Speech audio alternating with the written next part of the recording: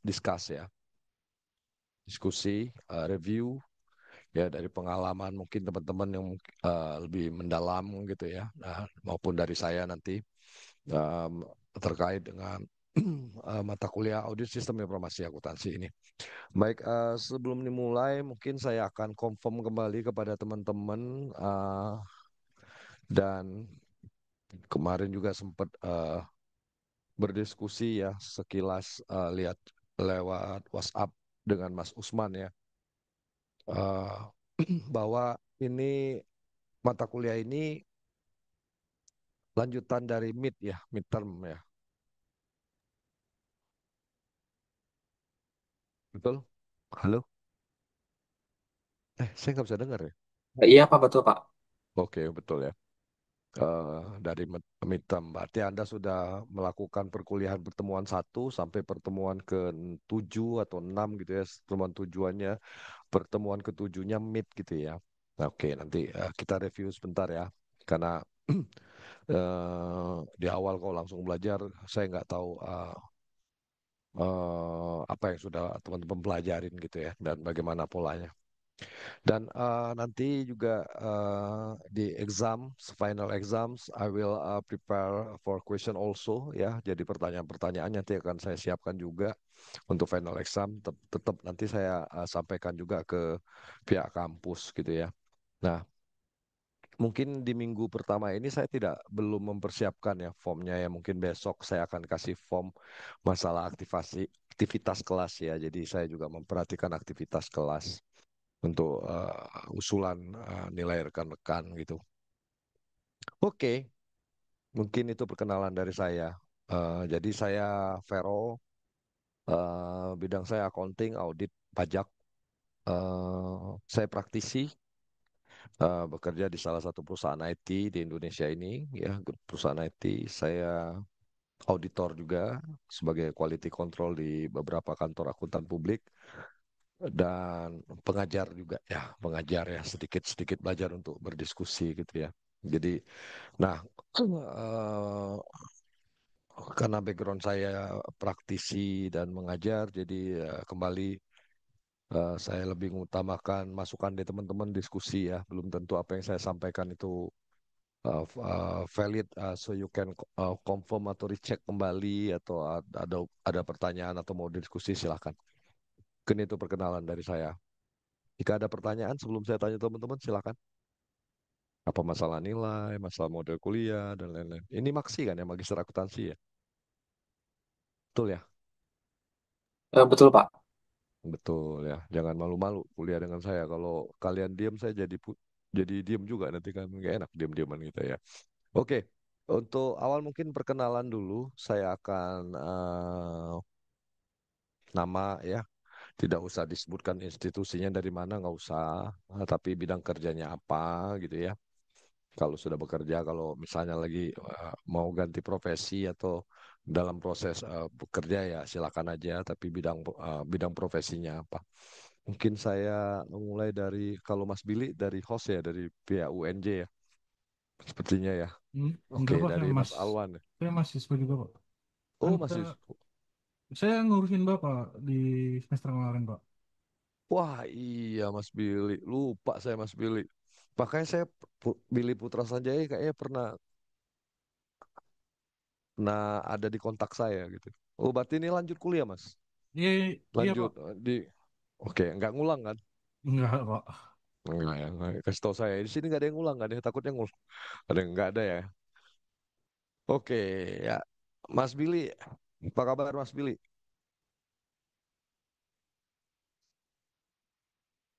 Halo? Nah, hilang, suara saya hilang. Sebentar Pak. Baik Pak. Baik ya. Mas Billy kalau nggak salah di salah satu departemen ya, Enggak Pak, saya swasta Pak. di auditor. Oke, Iya. auditor Enggak Pak, saya bidang biasa. kerja auditor. Bukan, saya bagian admin Saya gudang tuh, Pak. oh iya, saya tuh ngeliat jidatnya Mas Billy aja tuh. Oke, nggak apa-apa Mas Billy. Oke, selamat bergabung lagi. Kalau bidang apa tadi Mas? Bidang kerja ya? Saya admin gudang sih Pak. Oke, administrasi pergudangan ya, Hmm. stok lah ya. Iya. Oke, Oke, Mas Billy. Nah, Mas Alwan, gimana? Apa kabar Mas Alwan? Iya, baik Pak. Mas Alwan. Bidang kerjanya apa Mas Alwan? Saya ini Pak, eksternal audit Pak di salah satu kafe di Jakarta Pak. Oke, external audit ya. Sekarang external audit juga udah main ke audit IT ya, e-cover, ITGC gitu ya, FSCP ya. Oke, oke Mas Alwan. Salam kenal. Kalau Mbak Rafista, Amazia, apa kabar?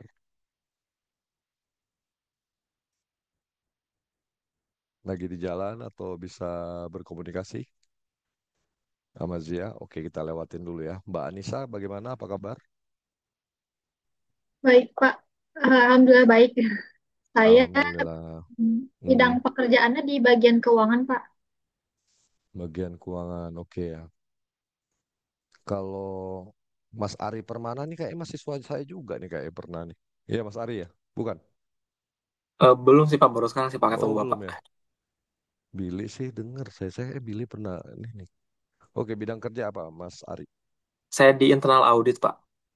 Oh internal di perusahaan ya internal audit ya. Oh, ini banyak juga meriksa-meriksa masalah sistem ini ya.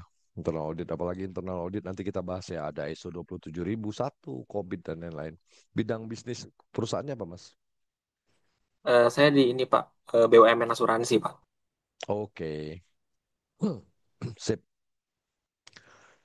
Mas Ari Permana, Mbak Ayu apa kabar? Maaf ya saya manggilnya Mbak Mas aja ya. Iya baik Pak, Alhamdulillah. Alhamdulillah. Mbak Ayu. Bidang kerjanya Pak Ayu? Perencana Pak. Oke.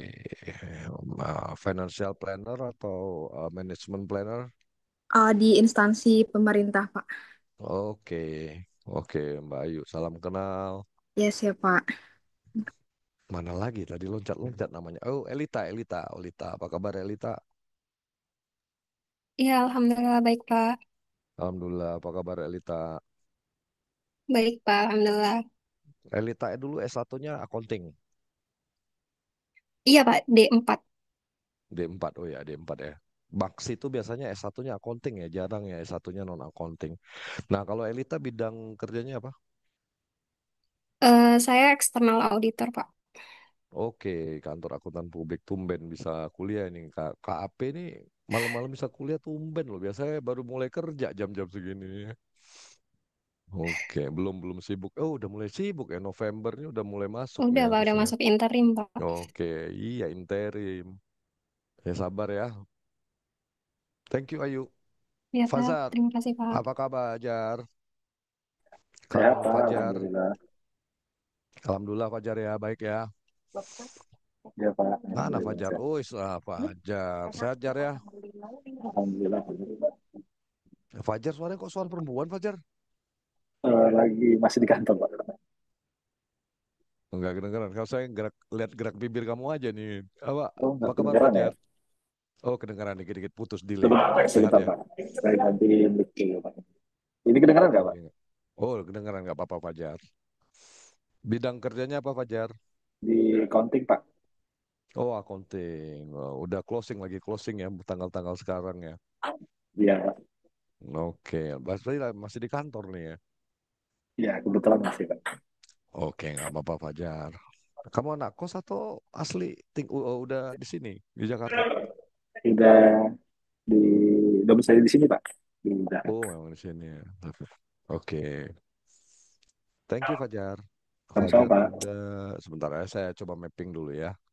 Raz Raz Yulul Azima, apa kabar Mbak Raz Yulul Azima? Mbak Azima. Hadir Pak. Baik. Lagi di rumah Jakarta, Jabotabek atau di luar? Saya di Jakarta Pak. Oke, di Jakarta. Bidang kerjanya Mbak? Eh, Mau Pak, bentar Pak. Oh ya udah nggak Gimana apa-apa. Pak? Bidang kerjanya apa? Saya belum bekerja Pak. Oke, insya Allah di sini nanti kerja ya. Ini banyak Iya, teman-teman nih. amin. Ini Amin. oke, sukses. Tapi S1-nya accounting ya dulu ya. Iya, S1-nya akuntansi. Oke, Ras Ulul udah, Elita udah tadi ya. Elita belum. Sudah Pak tadi. Oh sudah ya, lupa saya. Bentar ya, biar enak saya ngajarnya. Amazia Rafista, nggak ada suaranya nih. Oke, kalau ketua kelas terakhir aja ya. Uspan nanti aja. Widatul Kusniah, Iya Pak, hadir Pak. apa kabar Mbak? Alhamdulillah baik Pak. Oke, bidang kerjanya apa? Saya di akunting sih Pak, swasta. Oke, swasta, accounting, swasta, dan lagi closing. Oke, Betul. lagi closing. Baru terakhir sekarang ya, abang kita Usman Abdul Hakim. Ya, hadir Bapak. Apa kabar Mas Usman? Alhamdulillah baik Pak. Bidang kerjanya apa Mas Usman? Saya di bidang accounting Pak. Bidang accounting, ngitung-ngitung duit, bikin laporan ya. Iya, Oke, kali langsung Pak. aja ke Mas Usman, Mas Usman. Langsung aja ke Mas Usman. Mas Usman, yang Mas Usman ingat waktu sebelum Meet kemarin belajar tentang audit sistem informasi akuntansi. Itu apa Mas? Yang berkesan aja. Nggak ada yang berkesan Pak. Wah jangan ya. Yang berkesan nggak yang berkesan. Simple, singkat, yang berkesan. Yang berkesan ya Pak ya. Kalau Hmm. dari saya itu jujur, kalau misalkan dari sistem informasi kan saya belum belum eh, belum memahami betul ya. Karena kan dulu Mm-mm. pas saya S1 tuh dari eh, apa konsentrasinya internal audit. Oke, Hmm, ya sebenarnya ada sama juga kok. Pak di S1 itu Mm. sistem informasi, cuman nggak saya Ada ambil. betul, Nah, betul. nah, ini dari mata kuliah ini ya sebenarnya kalau soal pengaplikasian itu jujur itu saya agak agak ini agak apa ya kayak agak gaptek gitu loh soal kalau sistem Oke, informasi gitu Pak ya.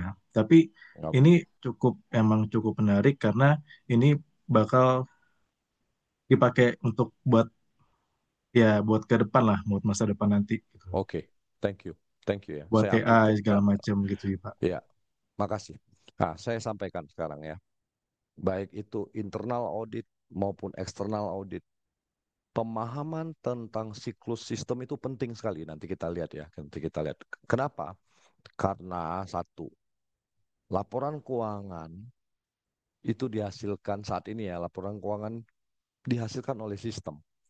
Nah, bagaimana kita mengaudit suatu sistem itu, keamanan informasinya, ketepatan informasinya. Oke, nanti kita bahas satu-satu. Dan memang audit sistem ini berbeda dengan audit keuangan. Beda, standarnya juga beda. Nah, accounting kita, teman-teman accounting itu dipaksa untuk memahami gitu ya, dipaksa untuk memahami. Oke ya, thank you Mas Usman. Oke, terima kasih ya. Saya mau tanya Anissa, apa kabar? Anissa kayaknya belum saya panggil tadi Anissa ya. Udah, Pak. Udah ya, Anissa Aprilia tadi saya panggil. Oh iya, Anissa. Anissa, Ya, ya nggak Pak. apa-apa. Saya panggil lagi. Anissa, jadi kesannya itu sistem. Coba kesan yang lain selain itu apa yang Anissa? Sambil saya review dulu. Mit. Kemarin belajar apa? Kemarin belajar kayak sistem, audit sistem, gimana sistem itu bekerja. Lalu jika ada kendala, misalnya kayak ada serangan-serangan, Oke, ransomware gitu-gitu, Pak. Bagaimana caranya mengatasi hal tersebut. Kayak gitu, Pak. oke. Seputar itu sih. Terima kasih ya. IT, audit IT. Oke, terima kasih. Nah, jadi saya sambungin lagi ya. Biar biar kita ingat ya, Mit kemarin ya. Audit sistem itu yang kita pelajarin adalah kita kalah. Saya boleh nggak ngomong belak-belakan? Boleh ya bahasa umum ya, karena saya praktisi ya.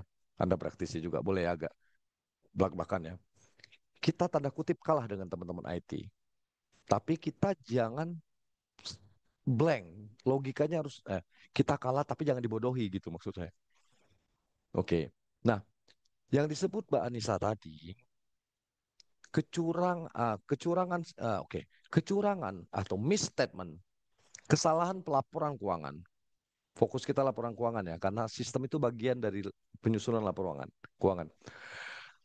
Misstatement laporan keuangan. Kesalahan laporan keuangan itu bisa terjadi karena dua faktor. Bisa terjadi karena dua penyebab. Ya ingat ya. Yang waktu kuliah dulu ya, waktu kuliah audit ya ingat ya. Karena fraud, kecurangan. Fraud itu menurut internal ISA, ya International Standard Audit nomor 500 nanti ya lihat ya. Yang pertama, kesalahan karena fraud. Kesalahan karena fraud itu maksudnya apa? Kesalahan karena kesengajaan atau kecurangan. Kesengajaan. Nah, yang kedua, misstatement, kesalahan karena error, ketidaksengajaan. Lebih ke arah kompetensi atau kelemahan. Baik itu kelemahan sistem maupun kelemahan orangnya. Contohnya nanti kita bahas juga. Kalau fraud itu sengaja sistemnya dibikin salah yang menyebabkan laporan keuangannya tidak berkualitas. Oke, merekayasa pendapatan dengan merekayasa pendapatan sistem gitu ya. Merekayasa sistem, saya ulang lagi ya. Merekayasa sistem untuk menghasilkan pendapatan yang tidak semestinya. Untuk naikkan pendapatannya, tidak sesuai dengan standar akuntansi dan tidak ada kenyataan. Merekayasa sistem merubah piutang, nah itu fraud. Merekayasa sistem untuk merubah, tadi ada tuh yang bagian warehouse gudang ya, gudang itu data gudang itu fraud by system. Nah error sekarang, misstatement bisa juga karena error, kompetensi, pemahaman manusia. Oke, saya nggak buka materi dulu ya karena kita ngobrol dulu aja. Kalau materi udah saya kasih dari bab awal kita ketemu sampai akhir nanti saya kasih sudah saya kasih ke Pak Abdul Halim ya. Abdul Hakim. Nanti kita bahas itu. Nah, error itu kesalahan yang kita tidak sadari. Kita itu bisa pribadi, bisa organisasi. Yaitu dilakukan juga oleh teman-teman audit itu. Melihat misalnya kompetensi, dia tidak paham penggunaan sistem, tidak bisa menggunakan teknologinya. Atau error karena kebijakannya tidak dipahami. Misalnya bagi-bagi password kayak gitu ya. Oh, bosnya bagi ke anak buahnya. Jadi kalau bosnya nggak masuk boleh deh pakai password bosnya gitu. Ya kayak gitu gitu. Thank you Anissa. Oke, satu lagi ya saya mau tanya. Ya, Fitri Reki ini belum kenalan dengan saya. Apa kabar Fitri? Fit, ini yang nggak nyebut saya anggap nggak hadir ya. Ada dua tadi yang nggak hadir, Amazia Rafista sama Fitri ini kalau nggak ini. Fitri hadir? Eh, Bapak, mohon maaf untuk Mbak Amezia lagi di jalan, Pak. Dia yang pulang. Oke, ya. Kalau Fitri? Oh, mohon maaf Pak. Fitri di sebelahnya Amazia lagi jalan pulang juga. Bisa jadi bareng ya. Oke. Fitri ada? Oke. Oke, satu lagi deh saya tanya. Mbak Widatul. Iya, Bapak. Mbak Widatul, kita belajar kemarin MIT itu belajar apa lagi ya selain itu ya? Ini yang berkesan ya, Pak ya. Ya Mungkin berkesan. yang menjadi menarik bagi saya itu sekarang itu kan digitalisasi udah sangat maju gitu ya, Pak, di Ya. tengah Mm, eh udah serba AI gitu kan. Terus iya. kemudian positioning kita sebagai auditor seperti apa, kemudian Mm, juga bagaimana kita langkah preventifnya seperti apa gitu ya. Karena kan semua serba canggih mm, gitu dan bisa jadi manipulator-manipulator accountant gitu ya mungkin ya. Itu juga mm. lebih canggih lagi gitu kan ya dengan adanya AI itu. Nah, kita Oke. positioningnya mau seperti apa nih sebagai akuntan dan celah-celahnya di sisi mananya agar kita nggak kelolosan seperti itu sih Pak. Dan sebenarnya saya bukan auditor Pak ya, tapi saya juga butuh belajar juga sih di meskipun saya financial accounting atau tax accounting juga itu jadi hal yang menarik sih bagi saya gitu. Oke. Terakhir sekarang saya mau tanya nih sama makasih ya Widatul, terima kasih. Baik Pak. Saya mau tanya Mas Billy nih ya, Mas Billy. Mas Billy, apa kabar? Iya Pak, baik Pak. Bill, dulu kuliah dengan saya apa, Bill ya? Mas Billy ya? Apa ya? Saya lupa juga sih Pak. Saya juga lupa, Mas. Udahlah, kadang-kadang memang Apa ya? ada beberapa hal yang perlu kita lupakan emang, Bill. Iya. Mas Billy, kemarin meet-nya sulit gak? Meet-nya lumayan sulit Pak, karena kemarin meet tuh kita harus memikirkan sendiri itu Pak. Jadi nggak boleh pakai bantuan AI gitu jawabnya. Oh iyalah, Iya. meet ya wajar lah ujian kayak gitu. Kalau mikirnya rame-rame bukan meet itu ya, masalah negara itu kita pikirin itu. Thank you. Dan memang harus close book kan ya? Iya. Harus close book. Oke, thank you Mas. Nah, saya lah coba ke materi saya. Tadi saya terima kasih udah dibantu Mas. Mas siapa ya? Mas Usman. Oke ya. Ini saya tidak ngulang dari awal, tapi saya bikin materi post midterm sessions ya. Post mid session, saya takutnya nggak tahu sudah belajar apa enggak ya. Kalau sudah belajar, tolong infokan ke saya. Yang pertama kita akan belajar tentang risk based audit in accounting information system. Jadi bahwa, nah tadi ada yang bagian internal audit, bahwa di internal audit itu maupun di eksternal audit ya sebenarnya risk based audit ini ramenya tuh di internal audit, tapi sekarang di eksternal juga pendekatannya risk based audit. Jadi audit itu harus berbasis resiko. Nanti kita bahas ya. Pertemuan hari ini kita ngebut ya. Pertemuan besok kita akan belajar tentang audit planning and system mapping. Bagaimana kita merencanakan audit dan mapping dari suatu sistem. Yang ke-10 kita akan belajar tentang kontrol. Nah, kontrol ini teman-teman ya. Nah, ini kontrol untuk audit sistem.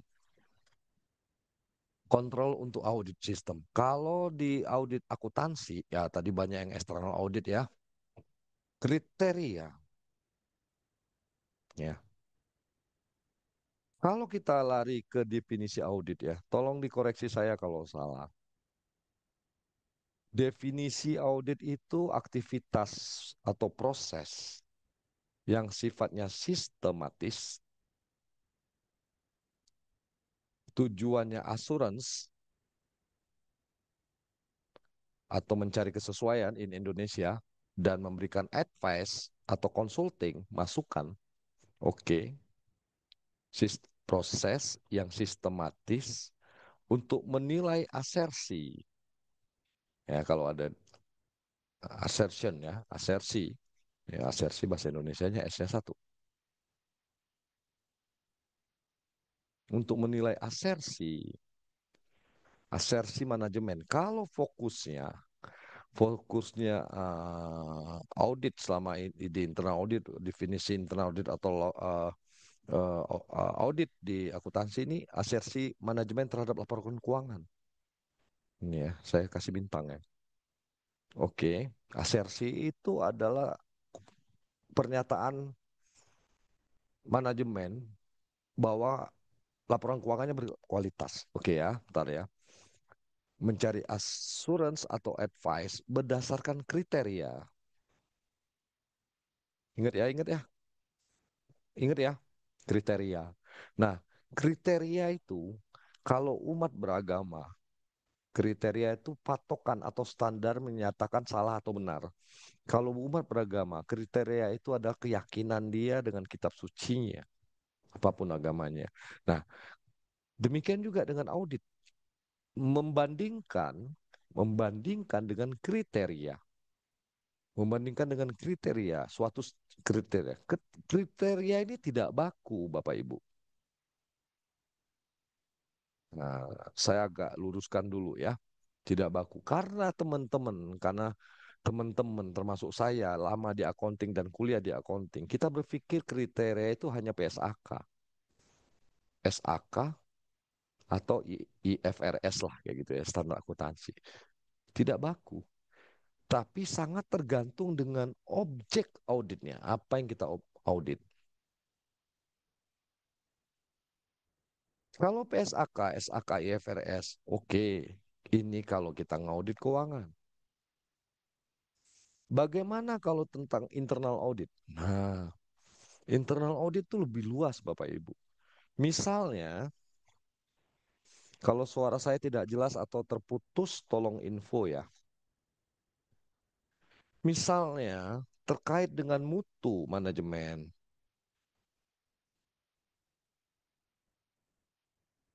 Kita menggunakan kriteria dengan standar ISO 9001 terkait dengan sistem keamanan informasi. Sistem keamanan informasi. Sistem keamanan informasi ya. Nah, kriterianya bisa dengan ISO 27001, bisa dengan COVID, ya nanti kita bahas satu-satu. Oke. Jadi, nah, mengauditnya itu sebenarnya kita mengauditnya itu berdasarkan ini, kriteria yang standar ini. Teman-teman tadi bilang, wah sulit dan lain-lain. Karena kita belum, belum ya, belum. Bentar ya, saya nggak bisa lihat.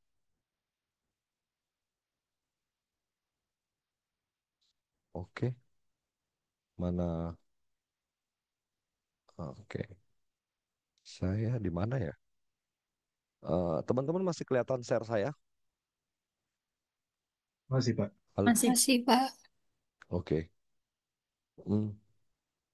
Karena kita belum mendalami, gitu ya, mendalami apa sih kriterianya. Nah, insya Allah kita pelan-pelan, walaupun tidak ngikutin silabus ini, tapi saya coba selipin. Ini loh, COVID itu ini loh kriterianya, tapi saya akan lebih fokus. Di Indonesia ini banyak pendekatannya ke ISO 27001. Ya, ISO 27001 tuh banyak bicara tentang organisasi, bagaimana organisasi terhadap sistem, infrastruktur, bagaimana pengelolaan infrastruktur. Gampang loh kok ini kok, gampang. Akuntansi itu punya keunggulan. Jadi auditor sistem apa? Gampang mempelajarin flow bisnis. Hubungannya dengan keuangan jadi sangat gampang. Nilainya lebih besar karena kita sudah belajar resiko. Oke, di pertemuan kita ini sepertinya nggak terlalu ya, karena ini kita bukan praktikum, kita akan belajar atau saya akan info ada beberapa alat audit ya yang menggunakan sistem ya. Jadi ini teknologi sistem informasi untuk audit ya. Nah, kita banyak gunain Excel, ini Excel saya masukin ya. Yang penting adalah brandware nih. Kalau ini sekedar software nih. Kita akan belajar tentang fraud di accounting information system secara system. Kita akan belajar tentang audit evidence dan pelaporan. Uh, Selanjutnya kita ngapain? Selanjutnya kita foto-foto ya. UAS final pertemuan ke-14. Oke, kita akan belajar itu ya. Nah, itu materinya udah saya sampaikan ke teman-teman. Mungkin jika tidak habis, Anda bisa baca sebelum tidur. Atau bisa ditambahkan. Biasanya ada tugas nggak sih ya? Ayu atau Fitri, udah sampai belum? Halo Pak, sorry Pak. Wah, aduh Fitri, apa kabar Fitri? Kita tungguin Alhamdulillah kamu nih. sehat, sehat Pak Vero. Alhamdulillah, udah mau disusul lah dia udah. Oke, Fitri bidang kerjanya Konting Pak. accounting. Fitri, biasanya kuliah ada tugas nggak sih selama jadi mahasiswa ini? Banyak tugasnya Pak. Banyak ya? Oh, nggak tega saya kalau banyak. Ini agak zolim saya. Ntar saya. Jadi itu Pak Vero nggak usah banyak tugas Tapi ya Pak ya. kalau nggak ada tugas kan kayak nggak jadi mahasiswa gitu kan ya? Oh itu siap. Nggak ada kesan. Oke, nanti aja ya. Masalah tugas gampang. Oke, kita lanjut ke materi kita. Oke, thank you Fit. Ya, Tadi Pak. saya panggil. Nah, kita belajar sekarang yang pertemuan pertama. Risk-based audit accounting information system. Oke ya. Anda baca-baca dulu aja ya. Saya tugasnya bukan ngebacain ya, nanti Anda tersinggung nih. Kok dibacain sih? Kita kan udah pinter baca gitu kan ya. Izin saya off cam dulu ya karena agak lambat gerakan komputer saya. Mungkin jaringan. Oke. Masih terlihat nggak ya? Belum, Pak. Waduh. Oh iya. Kenapa belum? Karena memang belum saya share. Oke, ya. Silakan Anda baca dulu ini.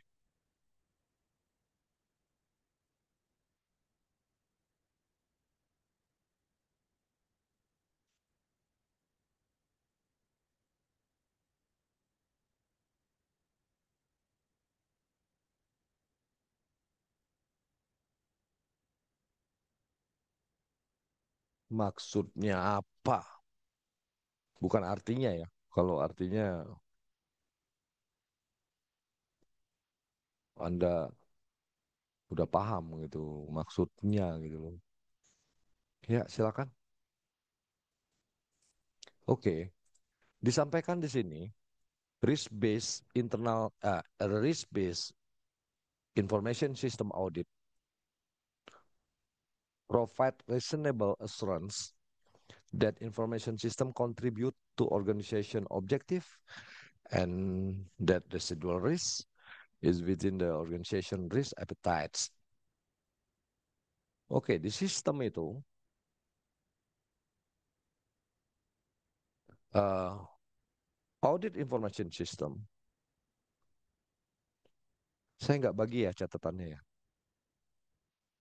Audit information system itu untuk memastikan kesesuaian sistem informasi yang terkendali. Apa yang terkendali? Resikonya. Setelah ada kendali dari resiko ini, memastikan kembali kontrol internalnya. Oke, pengendalian ya. Bagaimana dengan ada potensi resiko kembali nggak? Potensi risiko baru. Itu yang namanya residual risk. Resiko sisa kalau bahasa Indonesia. Sudah dikendalikan, tapi masih ada resiko gitu. Atau memang loss, benar-benar tidak dikendalikan. Oke, ya. Termasuk juga risk appetite perusahaan. Risk appetite ini.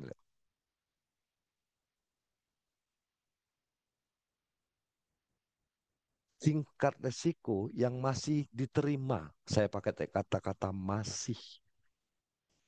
Atau disadari ada resiko tapi kita terima oleh perusahaan. Ya. Jadi itu menurut Isaka. Oke.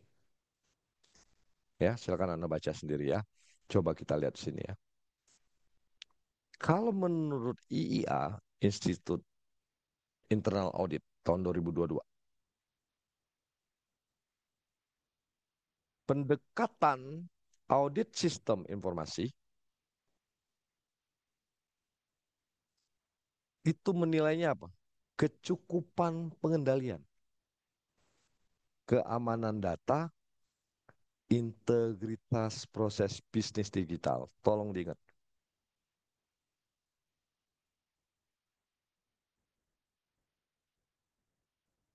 Sistem informasi di audit itu dari 3 sisi. Ya, ini nih. Internal control, bagaimana pengendaliannya.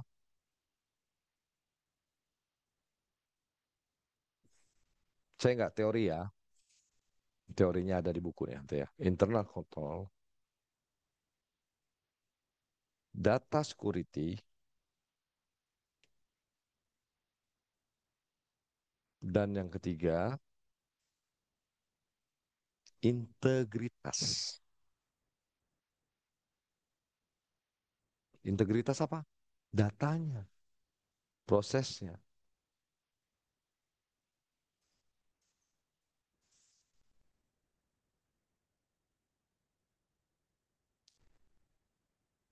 Internal control ini bicara bagaimana kesadaran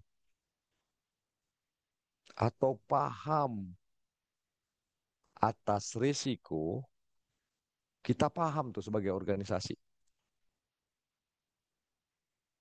Sebagai organisasi kita paham, sadar ada risiko.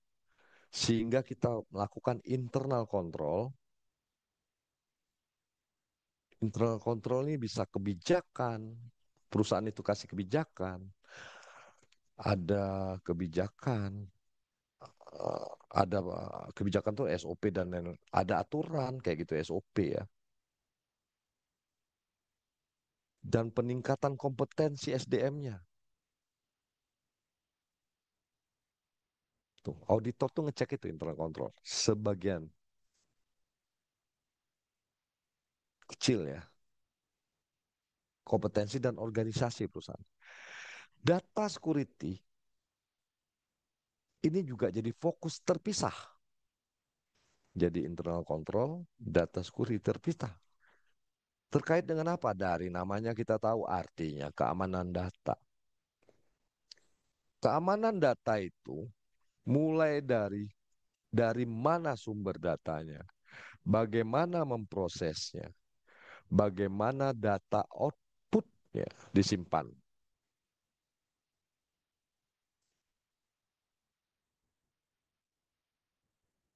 Ketiga aktivitas ini dipastikan keamanannya dari sisi apa? Otaknya manusianya,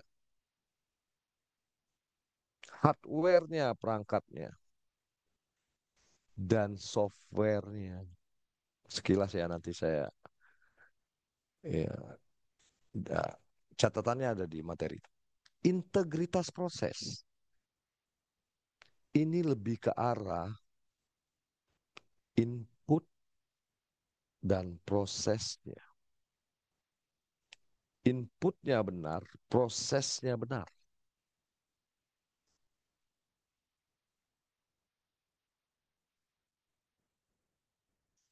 Baik itu SDM-nya atau brandware-nya, software-nya, hardware termasuk netware jaringan ya. Itu. Ini fokus audit kita tuh ini nih. Kalau Anda mau capture boleh. Tulisan saya kebaca nggak ya?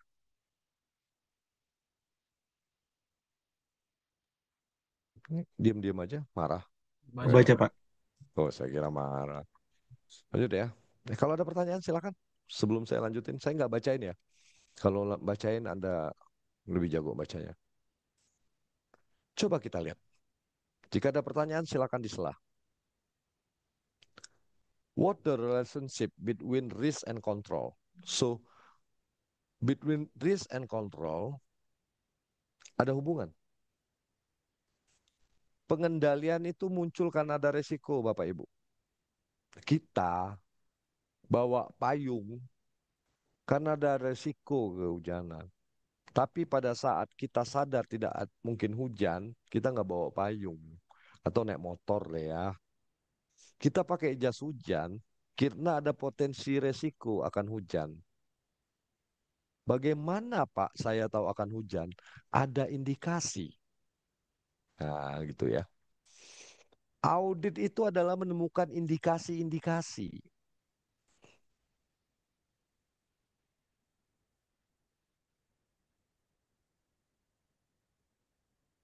Orang kadang belajar tentang resiko saja, tapi ada indikasi.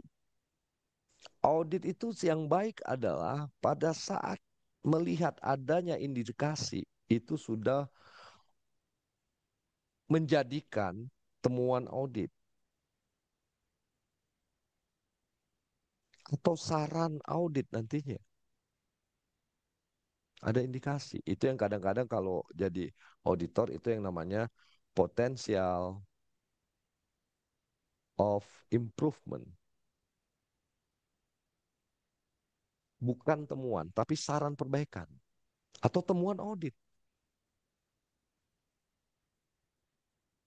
Oke, balik lagi. Nah, itu dari mana kata-katanya? Karena resiko itu muncul, sorry. Karena kontrol itu muncul, karena ada resiko, ada indikasi itu muncul kontrol. Contoh, nah resiko apa yang harus kita lihat? Saya tidak bacain, saya mau tanya ke teman-teman, gak enak saya ngomong terus kan ya. Anda kan kabarnya dari Kak Usman, Anda itu mahasiswanya aktif, sukanya tanya-tanya. Silakan baca strategic risk, operational risk, IT risk, compliance risk, fraud risk. Silakan baca dulu. Kalau materinya udah saya kasih, udah pada download semua Bapak Ibu? Sudah, Pak. Udah, oke. Nah, Bapak Ibu, teman-teman yang baik, ya kita diskusi ya. Nanti saya tutup ini, atau saya buka ya, nggak apa-apa. Nanti kita diskusi ya. Saya mau tanya satu-satu ya. Acak namanya.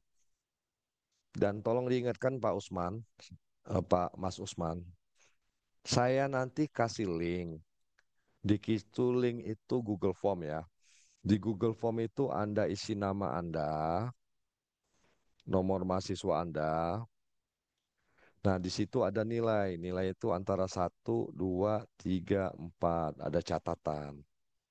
Satu ini paling baik, satu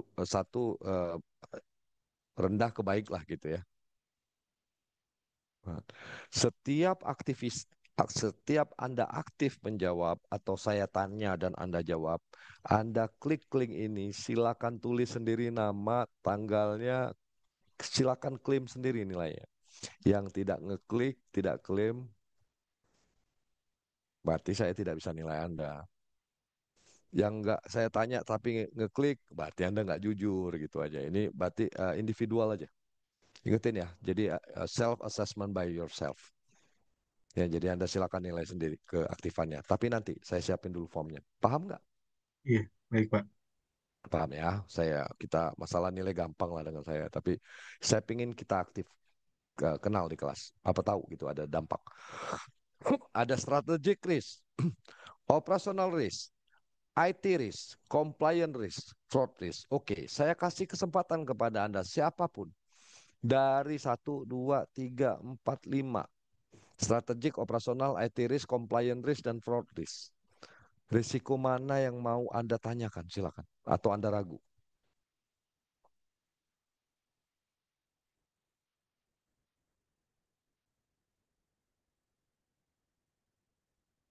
Nanya, boleh nanya.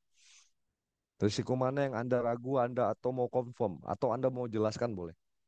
Atau, oh saya tertarik dengan risiko ini. Atau saya mau tanya tentang risiko ini. Silakan.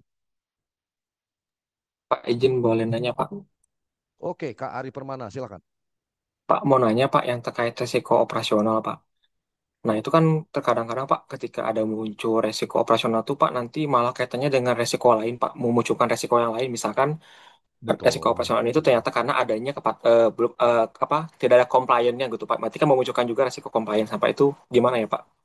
Maksudnya, jadi resiko ini muncul memunculkan resiko yang lain sih, Pak. Oke, thank you. Saya coba confirm pertanyaannya ya. Apakah setiap risiko ini, contohnya risiko operasional ini memunculkan risiko yang lain gitu ya? Atau kebalikannya, apakah risiko yang lain akan berdampak terhadap risiko operasional gitu ya? Oke, Iya, Pak. oke, terima kasih. Betul sekali, risiko ini tidak berdiri sendiri. Risiko ini saling berhubungan. Saling berhubungan. Contohnya, strategic risk. Jadi risiko itu saling berhubungan.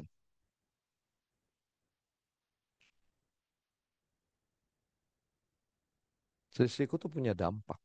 Dampaknya itu nilainya, dampak pada nilai. Nilainya pasti turun. Saling berhubungan. Strategic risk. Strategic risk itu eh, risiko yang berhubungan dengan strategis ya, jangka panjang ya. Contohnya adalah penetapan sistem, penetapan kebijakan akuntansi, keputusan untuk menghapuskan aset strategik. Pada saat suatu kebijakan jangka panjang strategik itu tidak diolah, dievaluasi dahulu, akan berdampak resiko atau pembiaran risiko itu akan berdampak kepada risiko operasional. Contoh, perubahan umur aset atau perubahan metode persediaan di sistem. Sementara sistem akuntansinya belum bisa di modul itu. Jadi diolah dulu di Excel, dari Excel dimasukin sistem. Ada risiko. Risiko operasional apa? Pekerjaan jadi lama. Rekayasa karena ada data yang keluar sistem, tidak otomatis dan banyak kayak gitu ya. Itu operasional. Contohnya lagi, data pajak lah. Anda teman orang accounting semua. Kadang-kadang kita menetapkan beli sistem gitu ya. Jadilah laporan rekap atau penjualan gitu, rekap penjualan. Kita harus keluarkan dulu ke Excel. Diubah PPN-nya, jadilah laporan PPN. Ada proses atau penyesuaian lagi. Nah itu. Atau sistem tidak mendukung tujuan bisnis ya. Tuh. Jadi saling berhubungan. Contohnya lagi IT risk. Yang ini. Ada akses yang tidak sah atau kerusakan sistem. Ada berbagi password. Berbagi password. Contoh. Supervisor namanya A. Staffnya namanya B dan C. Misalnya. Oke. Supervisor membagikan datanya kepada B, passwordnya misalnya. B nggak masuk. Ini saja udah salah misalnya ya. Ini sakit misalnya ya. Si B sakit. Akhirnya supervisornya minta C yang mengerjakan. Kamu tanya passwordnya sama B. Datanya sudah lama berjalan. Ternyata ada yang salah input. Kita tidak tahu yang input ini yang B atau C. Karena password yang dipakai password A. Nah, itu akan mengganggu tuh operational risk. Ini sebenarnya piutangnya siapa yang lunasi sih misalnya kayak gitu ya. Compliance risk juga gitu ya. Dan selanjutnya dan lainnya. Jadi saling berhubungan gitu Mas Ani, Mas Ari, Mas Ari ya tadi ya. Iya, Pak. Oke. Ada pertanyaan lagi sebelum saya lanjut? Bapak izin Pak. bertanya. Oke, dengan siapa ini namanya? Maaf, saya lagi buka. Silakan Bayu duluan. Oh, siapa duluan nih? Saya lagi. Iya. Mohon maaf, saya nggak lihat itu ya, nggak lihat monitor saya karena saya tampilin tulisan saya. Oh, iya, Ayu, silakan Kak Ayu. Mbak Ayu, maaf. Baik, Pak. Izin bertanya, Pak, terkait yang misalnya ada human error, kayak misalnya ada kesalahan proses input data. Sebagai untuk kayak ngaudit IT itu bagaimana bisa detect apakah itu memang human error atau memang kesengajaan begitu ya, memang ada indikasi ke fraudnya gitu Oke, di keren. dalam risikonya tersebut. Terima kasih, Pak. Oke, ini pertanyaannya sama dengan pertanyaan kemarin waktu saya ngajar di salah satu instansi pemerintah ya. Bagaimana kita melihat kesalahan itu termasuk human error, fraud, atau fraud gitu ya. Oke, saya coba berbahasa yang agak umum aja dulu ya. Sebentar, sebentar. Oke, saya kesini ya. Fraud. Kalau Anda lanjut atau pernah kuliah audit atau fraud accounting ya, fraud accounting, kayaknya ada mata kuliahnya itu ya. Ada triangle fraud ya. Yang pertama kesempatan, yang kedua adalah tekanan, pressure. Yang ketiga adanya rationalizations.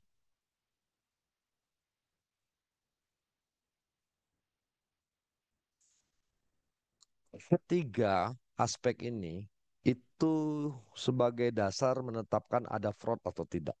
Opportunity kesempatan ini fraud triangle ya. Opportunity kesempatan untuk melakukan fraud, tekanan, rationalization, hal yang wajar. Oke.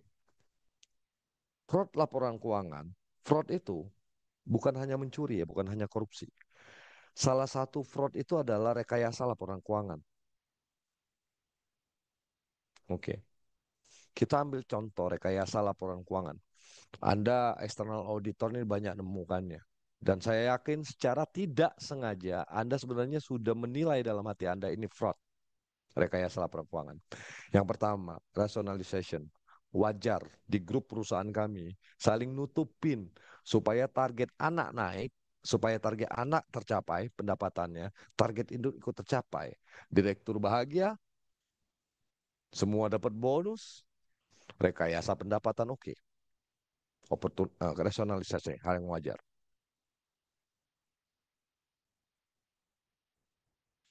Opportunity, kesempatan. Oke, ada kesempatan. Kenapa? Pola bisnisnya bisa kita atur.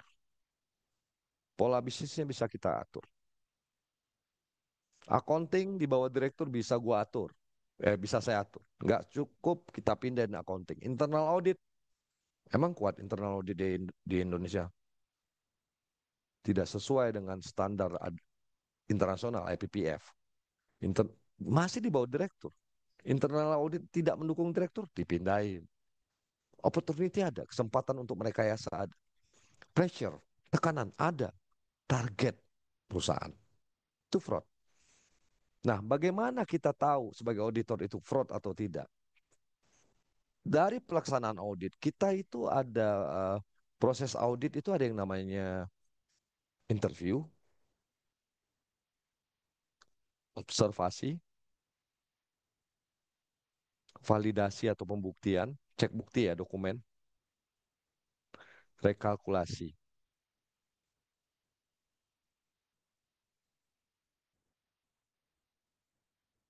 Semua ini kita lakukan kalau kita membuat yang tadi risk based audit.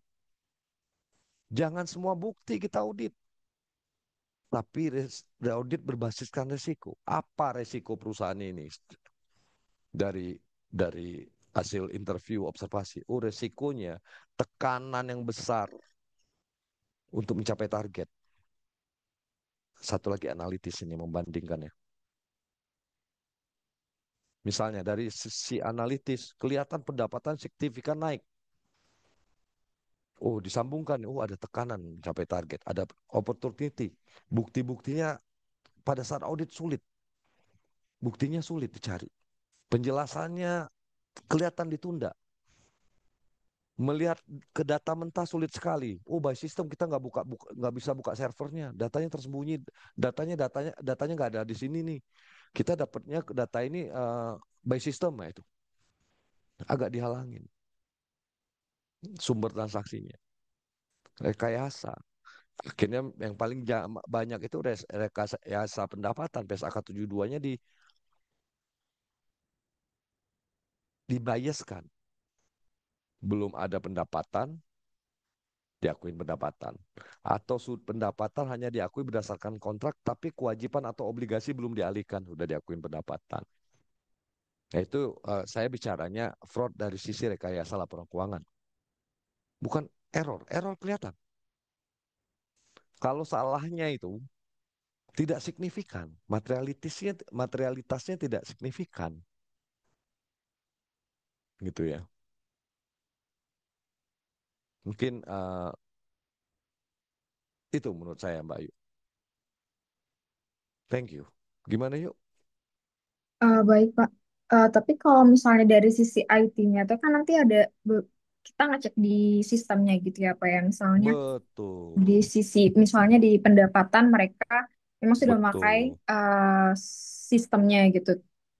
Berarti udah bisa kedetek begitu Kak kalau misalnya memang itu human error atau ada indikasi Betul. fraud dari perusahaannya begitu ya, Pak? Bisa. Nah, saya mau cerita ya. Saya agak loncat-loncat, nggak apa-apa ya. Kita nggak ngikut.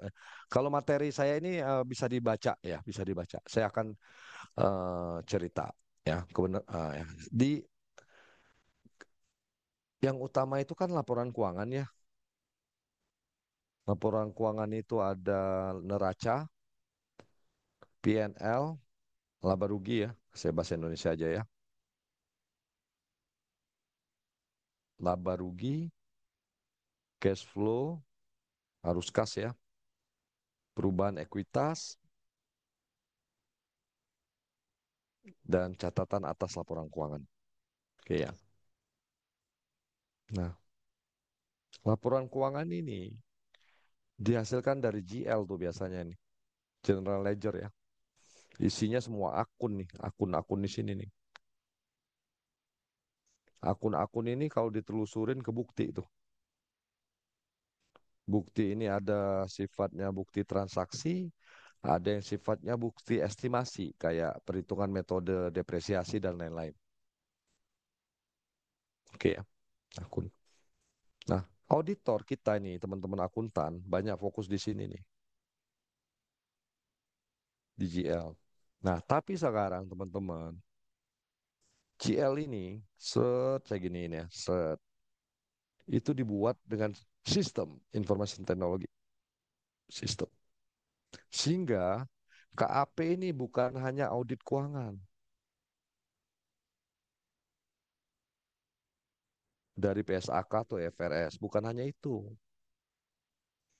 Tapi ada lagi lingkup audit yang lebih luas jadi tugasnya ya. Namanya e-cover. Kita nggak belajar ini ya. Tapi kalau perlu saya ajarin ini, kalau perlu. Tapi tolong Kak Usman diingetin saya, nanti saya kasih materi e-cover. E-cover nih internal control, justru ini yang penting sebenarnya. Over financial reporting. Bagaimana pengendalian internal dari penyajian laporan keuangan, internal control of financial reporting. Ini terbagi dua yang diaudit nih. Dari sisi ITGC, IT General Control, bagaimana pengendalian IT-nya, IT kontrolnya ya. IT kontrolnya ada lagi aspek-aspeknya, ya, dari organisasi, dari pengelolaan data dan lain-lain. Yang kedua, dari FSCP namanya, FSCP, Financial Statement, Financial Statement Control Proses. Bagaimana proses susun laporan keuangan ya. Nah, yang Mbak Ayu tanya tadi, itu FSCP. Auditor itu telusurin, dapat GL itu dari sistem kalian cerita. Tolong ceritain deh alur-alurnya modul apa aja. Piutang AR gitu misalnya. Interview dulu, interview. Oh iya, di AR ini nanti kita masuk modul apa? Modul penjualan Pak, modul penjualan itu nanti hubungannya dengan modul persediaan di sistem. Dari modul persediaan itu nanti ada modul gudang gitu ya, keluar dari gudang, termasuk surat jalan nanti otomatis sampai ada bukti serah terima, jadilah penjualan. Itu penjualan ngacu kontrak, nah itu. Itu sebenarnya kita mempelajari flow ini sulit nggak? Enggak, karena kita harus paham flow-nya. Kalau dulu zaman saya ya, audit ya dari JL, JL ngomong 5, lihat ke bukti 5 ya benar. Nah, tapi ditelusurin. Nah, itu ada yang namanya iCover, FSCP. Nah, sekarang di dunia kerja itu sekarang banyak dibutuhkan auditor iCover ini nih.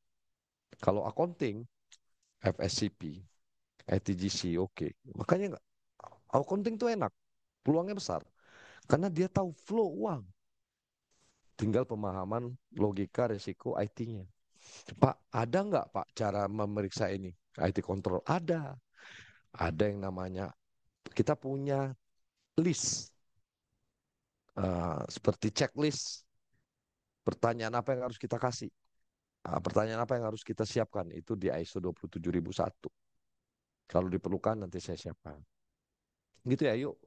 Saya tidak menjawab detail, kalau terlalu detail nanti kepanjangan. Gimana yuk? Ya, sudah cukup, Pak. Terima kasih ya, Pak.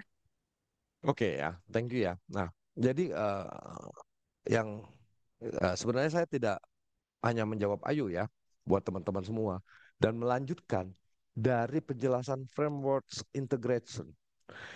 Inilah kriteria audit IT, Bapak Ibu. Ada yang namanya COBIT, adanya COSO, adanya ISO. Kita banyak belajar COSO nih di accounting tuh COSO, fokus pada pengelolaan risiko perusahaan secara menyeluruh.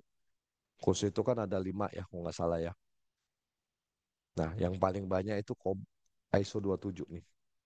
Fokus pada keamanan informasi dan perlindungan data. Itu nanti ada klausul-klausulnya yang harus kita tanya sebagai auditor. Ya, demikian juga COBUT. COBIT ini tata kelola IT-nya dan kontrol proses IT-nya. Ya, ada pertanyaan lagi? Kalau tidak ada pertanyaan, gantian saya nanya, boleh ya? Pak, Boleh nggak? mau nanya Pak, mau nanya Pak. Oh, oke. Usman, silakan Kak Ya Usman. Pak, saya mau nanya Pak, ini Saya terkait izin minum dulu ya Kak Usman. baik Pak. Oke, tapi silakan saya minum dulu, saya off cam dulu. Ya, silakan.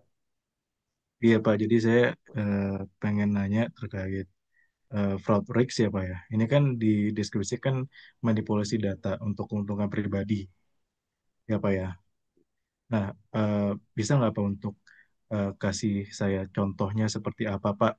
Karena saya pernah waktu pas saya bekerja sebagai external audit, itu ada perusahaan di mana mereka itu memanipulasi dari persediaan Pak.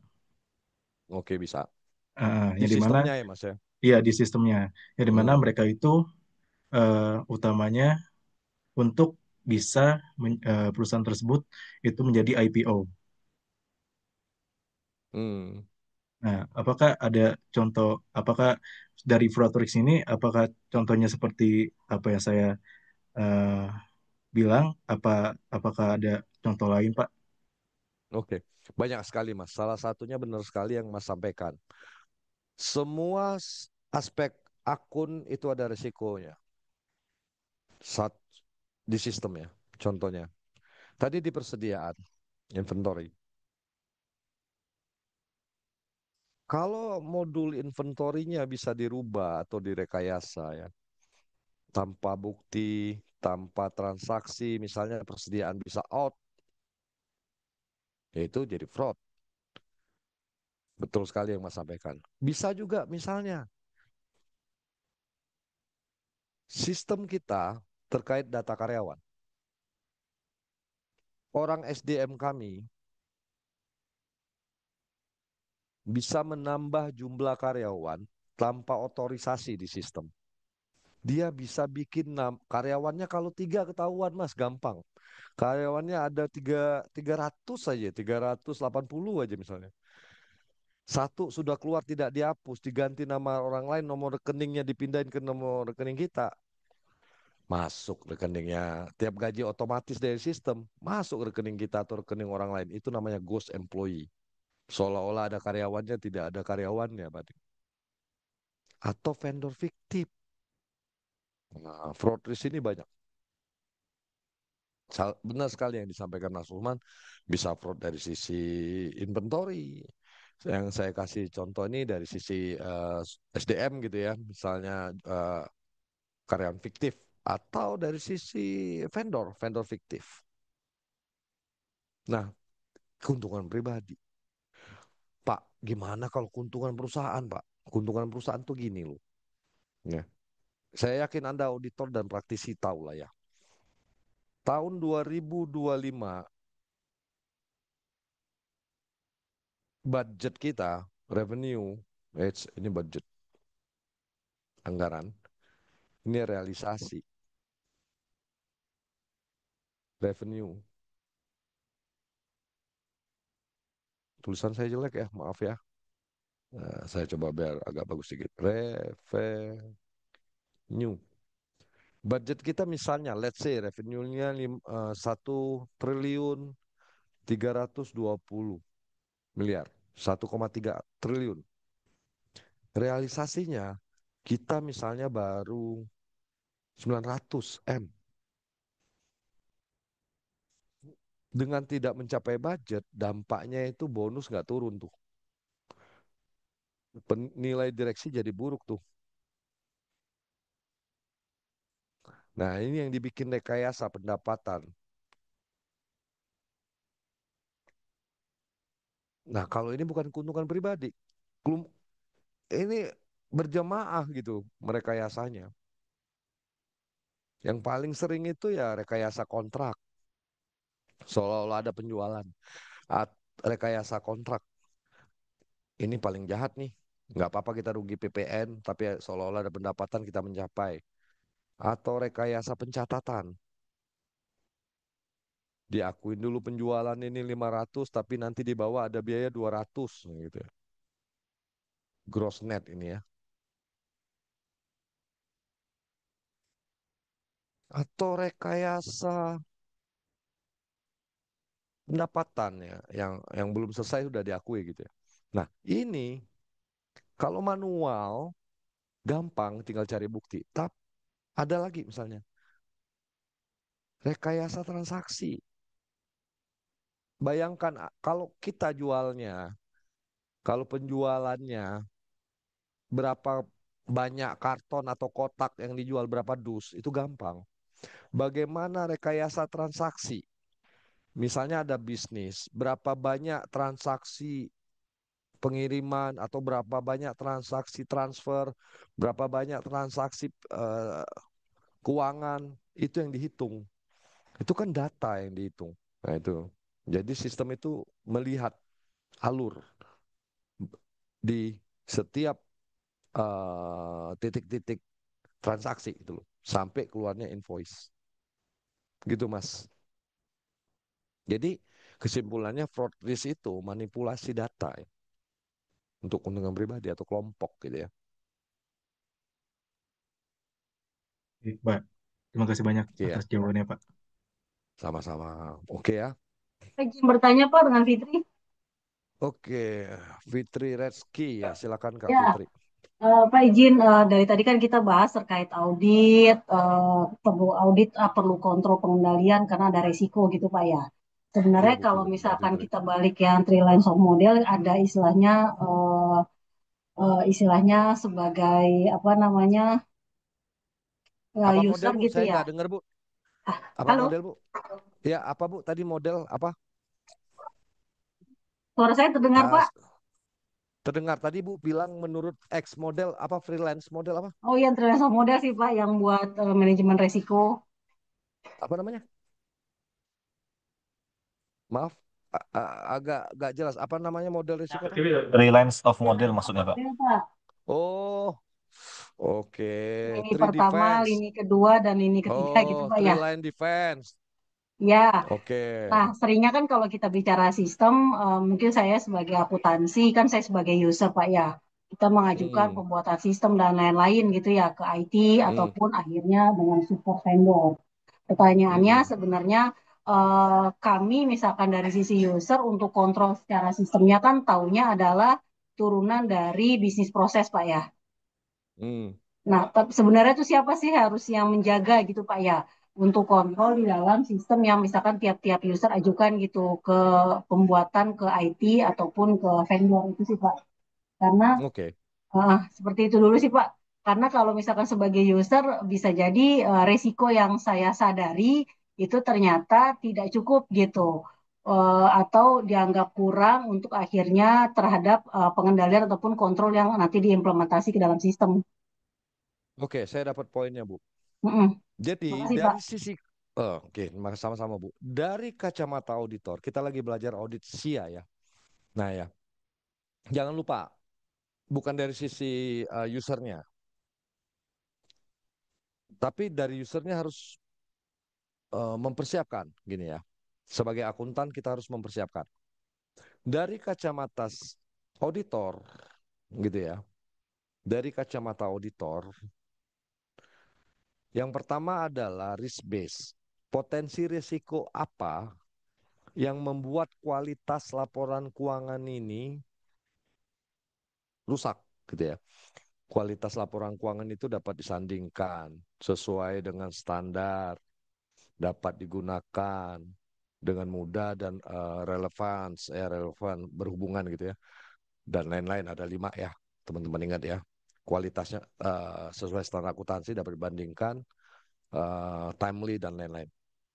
Itu kualitas. Nah, salah satunya adalah bagaimana penyajian proses jadi laporan keuangannya. Kalau penyusunan laporan keuangannya manual, ada banyak sekali resiko rekayasa karena tidak tercatat by system. Oke, kalau misalnya menggunakan sistem, nah satu-satu ya, bisa ada resiko, bisa.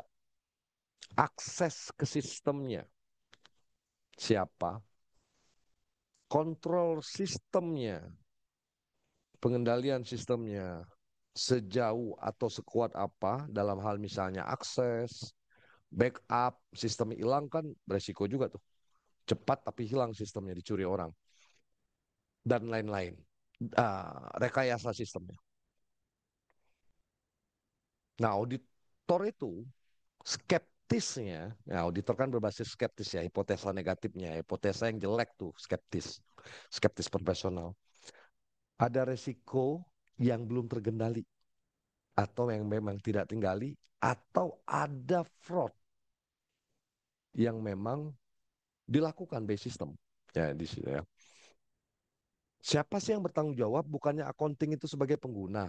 Oke. Three-line defense, betul sekali. Yang bertanggung jawab itu adalah manajemennya. Ntar ya, pelan-pelan ya. Direkturnya, manajemen.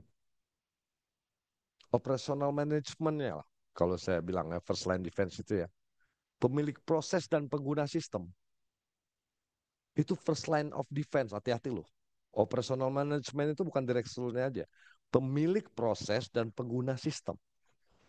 Kalau sistem keuangan, siapa pemilik proses yang menggunakan proses keuangan? Orang keuangan.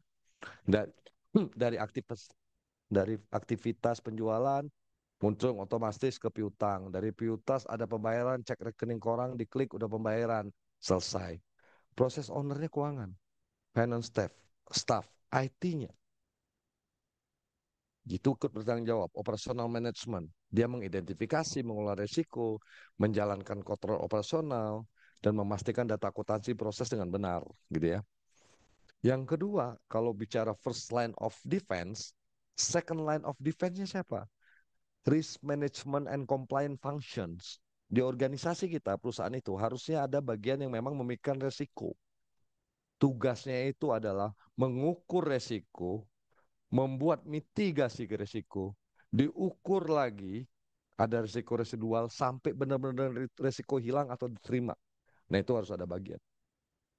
Pada saat ada resiko tidak terbaca atau hilang dari pengamatan risk management, atau dengan kata lain tuh kan terjadi kan, saya udah bilang apa. Yang salah, manajemen bagian pengelolaan resiko itu ada bagian khusus, risk management compliance functions. Oke. Jadi yang operasional, fungsi risk management, dia menetapkan kebijakan, melakukan pemantauan, memberikan panduan. Yang ketiga, internal audit. Ada yang bagian internal audit di situ. Nah, internal audit bukan hanya audit uang, bukan hanya nilai uang, tapi juga nilai proses yang berdampak terhadap nilai uang dan reputasi. Rekayasa sistem akan merusak reputasi kalau diaudit ketahuan oleh audit eksternal. Resiko yang dibiarkan akan membuat dampak reputasi terhadap pemegang saham. Ya. Karena secara teori, kenapa internal audit masuk trade line define? Saya bilangnya secara teori. Silakan Anda komplain ke saya atau kasih saya bukti. Internal audit di Indonesia atau beberapa organisasi masih di bawah direktur utama. Jadi tidak ada akses langsung atau dihambat akses langsung ke komisaris. Harusnya three line of defense itu berdasarkan standar audit IPPF yang terbaru harusnya ke komisaris. Dia bisa melaporkan kejadian atau resiko. Gitu, Bu. Jadi kalau balik lagi pertanyaan Bu Rizky, siapa yang bertanggung jawab? Kita kan sebagai user nih accounting. Accounting itu bertanggung jawab karena dia yang menjalankan flow, yang menjalankan proses sistem itu. Dia terlibat kalau diminta merekayasa. Gitu. Pak, sistemnya hilang, Pak, datanya. Datanya di cloud gitu ya. Datanya tuh di langit, di data server gitu. Atau tidak di backup. Yang salah siapa? Orang IT-nya. Yang salahnya lagi siapa? Risk manajemennya. Ada resiko kehilangan data karena itu perlu backup. Udah dikasih tahu, oh nggak salah orang risk. Orang IT, internal auditnya yang nggak meriksa ada backup atau enggak. Nah, kayak gitu loh, Bu. Jadi saling berhubungan. Kenapa three lines of defense? Biar kuat organisasi itu. Menurut saya itu sih, Bu, secara teori ya. Dan itu yang sudah mulai konsen dijalankan oleh perusahaan banyak. Ada pertanyaan?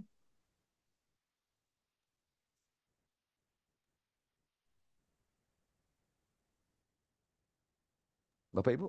Bu Rizky gimana? Makasih Tadi ya yang nanya tanya siapa Pak. ya? Yang nanya Izin tadi Bu Pak Rizky mau gimana? tanya Bu juga. Rizkynya hilang yang nanya. Oke, lain Kelas kali kalau ada Pak. tanya kasih tanggapan ya. Jadi saya tahu, jangan cuma nanya doang. Ya silakan. Iya Pak. Ya, silakan yang lain. Ada Izin pertanyaan? bertanya Pak. Ya silakan. Kan tadi sudah dijelaskan oleh Bapak ya terkait resiko-resiko.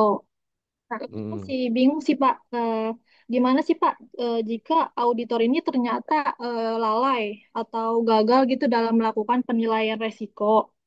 Nah, dampaknya itu bagaimana dan cara mengatasinya itu seperti apa ya Pak? Kalau udah terlanjur audit salah melakukan penilaian resiko tersebut. Apa sih Pak? Nah, bagaimana jika auditor lalai dalam Atau gagal? menilai risiko gitu ya? Atau gimana tadi tanya? Iya Pak, betul. Atau gagal dalam melakukan penilaian resiko tersebut. Hmm, Dampaknya gimana ke perusahaan itu? Terus gimana gitu Pak cara mengatasinya dari oke, kegagalan itu? oke. Mbak, bagian auditor? Enggak Pak, kebetulan saya bagian keuangannya. Makanya jika ada Hmm, kesalahan tersebut bagaimana? oke, makasih. Saya coba terjemahin dulu pertanyaannya ya. Oke, saya terjemahin dulu. Pak, bagaimana jika auditor lalai dalam menilai risiko atau gagal dalam menilai risiko atau dampaknya gimana tuh dan cara menghindarinya seperti apa sih Pak gitu ya?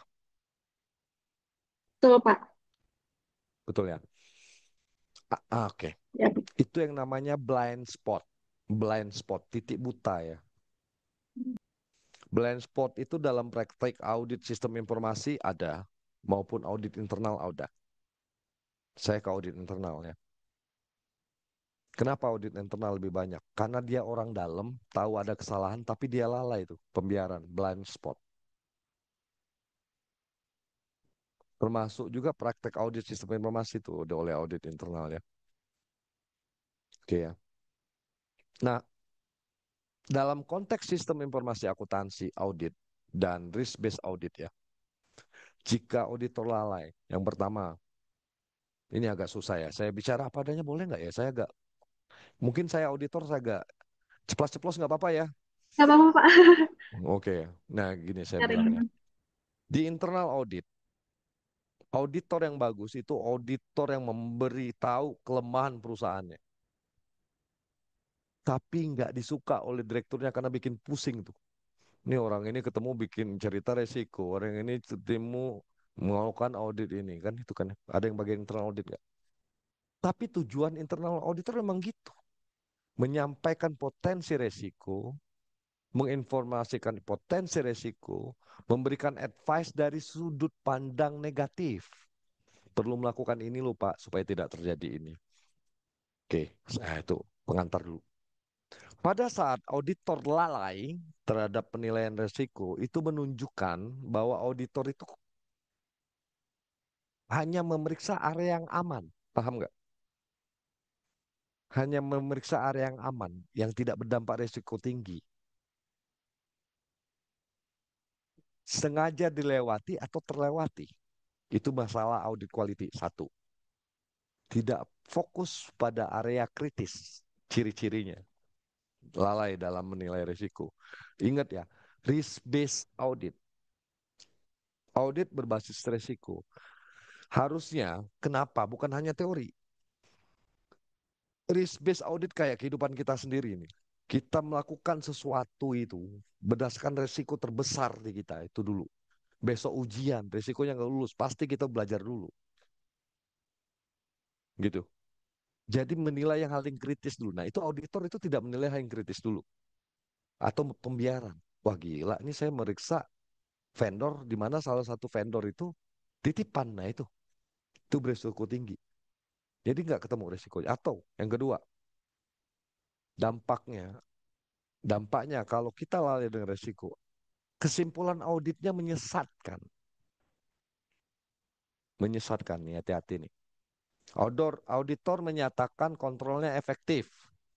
Auditor kan memberikan rekomendasi ya. Tidak ada temuan, kontrolnya efektif. Karena ada pemakluman dari auditor. Oke ya, terkait sistem juga seperti itu. Misalnya, bagi-bagi password. Tujuannya pada saat diaudit, kalau password tidak dibagi, tidak ada yang input penjualan, surat jalan nggak bisa jalan. Tapi ada risiko, pembiaran. Yang selanjutnya tadi yang ditanya Usman, kalau pembiaran terus, organizational impact, what's that? Risiko operasional dan fraud tidak terdeteksi. Oke ya, itu. Atau pembiaran fraud. Karena pemakluman pembiaran. Dampaknya lagi reputasi, reputational damage, ya, kredibilitas fungsi perusahaan menurun dan regulatory, ya, compliance risiko, sanksi gitu ya. Mungkin itu gambarannya yang saya tangkap dari pertanyaan dan yang bisa saya jawab. Atau ada tambahan dari teman-teman, silakan. Terima kasih, Bapak. Sama-sama. Ada tambahan dari teman-teman, silakan. Kalau ada masukan. Oke, Izin Pak, yang boleh menarik. menambahin Pak. Silakan Kak Ari. Boleh. Ya, Izin Pak. kita belajar ya diskusi ya. Bisa jadi saya salah atau ada penambahan. Izin sih Pak, Silakan. ini kalau misalkan Terus. ini Oke, silakan. pengalaman saya sih Pak. Nah, kadang-kadang Ya. kesalahan resiko itu tuh terjadi karena kalau saya sendiri ngalamin sih Pak, karena dari usernya sendiri Pak. Karena kan kalau di tempat saya sendiri, resiko itu kan berawal dari penilaian assessment dulu Pak, oleh masing-masing Ya, user. betul. Nanti Risk baru di assessment. assessment oleh manajemen resiko. Nah, setelah itu Betul. jadi lini pertama melakukan dulu penilaian resiko, setelah itu baru dinilai assessment oleh lini kedua, setelah itu baru lini ketiga kami, auditor melakukan penilaian dan mana aja resiko. Nah, kadang-kadang resikonya Betul. itu tuh sama ini pertama tuh kayak, oh ini beresiko, tapi adalah nilainya dibuat bagus Hal aja kecil karena nanti udah. tokonya diperiksa. Nah, kadang-kadang itu juga sih Pak yang Gitu. menjadi kesulitan juga atau hambatan di audit sih Pak ketika dalam penilaian risiko. Makanya kenapa dalam audit kan di sebesar audit tuh Pak, jadi kita melakukan penilaian kembali risiko-risiko yang memungkinkan karena kita jadinya jadi skeptis gitu Pak. Kita melihat juga karena kadang-kadang kita melihat dari yang tahun sebelumnya bahwa risiko ini tuh tinggi, tapi kenapa sekarang malah penilaiannya kecil. Jadi itu kadang-kadang tetap kita masukkan juga bahwa ini beresiko tinggi. Seperti itu sih Pak. Iya. Dan yang anehnya, direkturnya marah gara-gara temuan audit risikonya tinggi. Nah, kayak biasanya gitu kan, masih ada komanya Mas ya. Kok tahu Pak? Ya saya juga ngalamin gitu. Itu yang susahnya gitu. Tapi fungsi audit itu adalah menyampaikan ada resiko, ada potensi. Contohnya misalnya ya, di tim risk manajemen tidak mencatat resiko, bahkan tidak mencatat ya, bukan sedang, bukan tinggi, bukan rendah. Backup listrik gitu ya. Tapi audit menemukan ini perlu sistem backup listrik nih kalau mati lampu atau semua mati lampu se-Indonesia ini tidak ada genset atau itu. Nah, malah ada risiko baru sebenarnya kan, tapi tidak ada masuk risiko ya. Nah, apa yang harus dilakukan? Tetap jadikan temuan audit. Kalau enggak ya auditornya yang akan ditanya gitu loh ya. Thank you Mas Ari, pengalamannya good. Boleh komentar, Pak. Oh, silakan Kak Fitri. Tadi mungkin Mas Ari dari sisi internal audit, dari sisi user ya, Pak. Ini menarik sebenarnya, Pak. Karena kalau dipikir resiko, inline sebenarnya dengan pertanyaan saya tadi, Pak. Karena kita dari sisi user pasti menganggap resiko yang kami tahu adalah skupnya sampai sekian gitu ya Pak. Makanya siapa yang Hmm, harus mengassessment atau men-challenge kami sebagai user agar kami hmm, melakukan kontrol yang lebih gitu terhadap nanti yang betul, ternyata risiko belum kami pikirkan. Sebenarnya ke arah betul. sana sih. Cuma memang kalau kita bicara audit seringnya adalah impact terhadap temuan ataupun resiko atas temuan audit itu pasti selalu user yang memang menjadi apa ya Korbannya eh, gitu ya. objeknya gitu Pak ya, objek apa subjek nih Pak. Iya, iya, iya, iya. Jadi Jadi eh, repotnya audit usernya lah ya gitu ya. iya, jadi ujung-ujungnya kalau Ah, namanya user kena temuan kan pasti kan secara LHA dan lain-lainnya kan kita harus tindak lanjut dan segala macam. Cuma betul, betul, betul. kalau kami dari sisi user sebenarnya lebih menarik di sini peran user itu tidak cukup sendiri gitu. Tapi memang ya itu dari sisi internal audit juga memberi masukan, tidak on point hanya berupa temuan-temuannya saja, tapi memang ada juga yang men-challenge kami dari sisi user terhadap resiko yang kami ketahui untuk kami melakukan peningkatan terhadap kontrolnya. Itu sih, Pak. Betul. Saya paham poinnya, Mak. Dan saya ngerasakan. Karena saya pernah jadi akuntan juga pernah jadi auditor. Jangan cuma auditor jangan cuma nilai doang dong, gitu ya. Ingatkan kami, gitu ya. Kasih kami rekomendasi, jangan cuma nilai doang. Nah, jadi benar. Di proses audit saat ini ya mungkin masih berjalan ya, seharusnya masih jalan. Ya, temuan audit itu harus sesuai bukti, objektif, independen, dan tujuannya memang untuk perbaikan. Auditor itu nggak cari salah, carinya kesesuaian, independen. Dan selanjutnya dari temuan itu harusnya ada dasarnya. Sehingga kalau secara teori ya, saya cerita teori ya, temuan auditor itu mulailah dari kata-kata yang sudah terjadi secara positif. Baru belakangnya kekurangannya dan temuannya. Misalnya, selama ini perusahaan sudah mencatat piutang di sistem berdasarkan bukti-bukti piutang. Berdasarkan hasil audit bukti, mayoritas sudah dilakukan input sesuai invoice penjualan di piutang.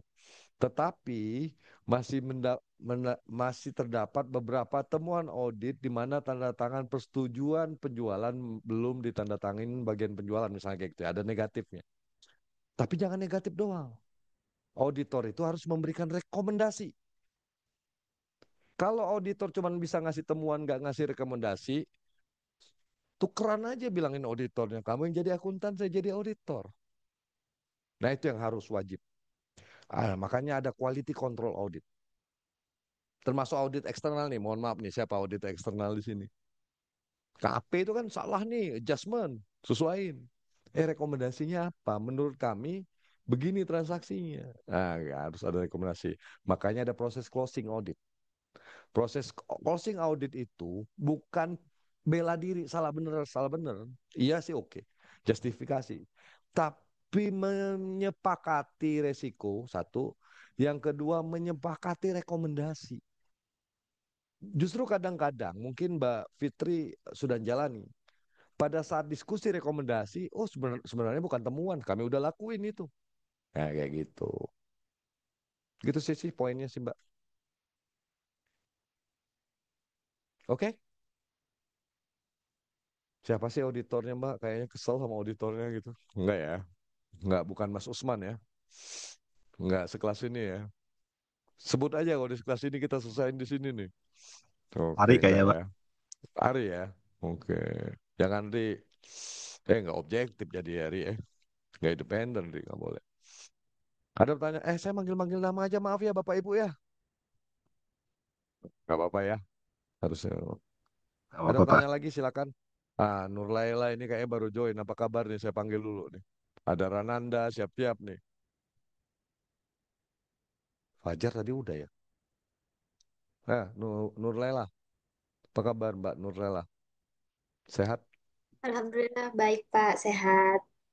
Oke, lagi di Maaf mana Pak, ini? saya on cam jaringannya ini Oh, down. nggak apa-apa.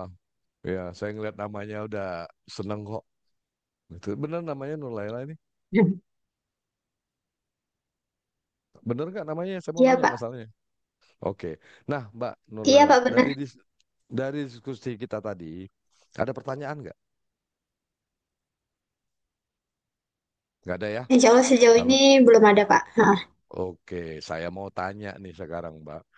Ya, tadi kita ada strategic risk, operational risk, IT risk, compliance risk, fraud risk, audit.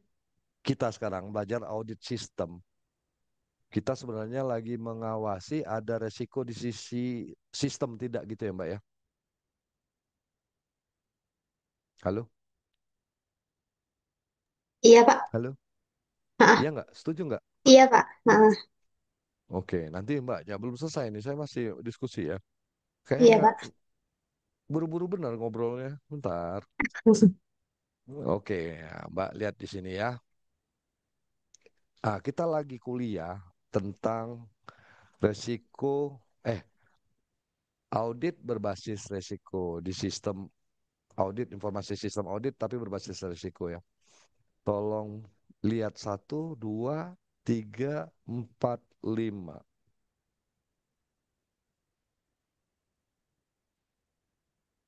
Pertama, kalau Mbak jadi auditor, pahami dulu.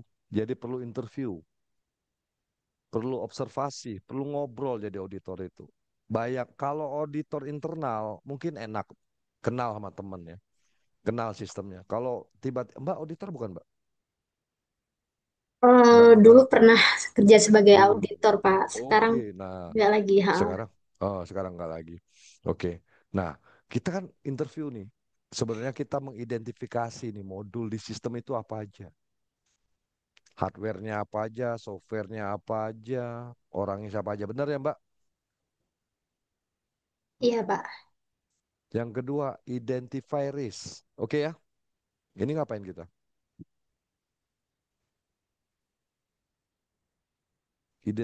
Identify risk ngapain ini? Memetakan resiko. Ini saya nanya, dia mulu, Mbak. Atau suara saya tidak jelas? Jelas, Pak. Jelas ya.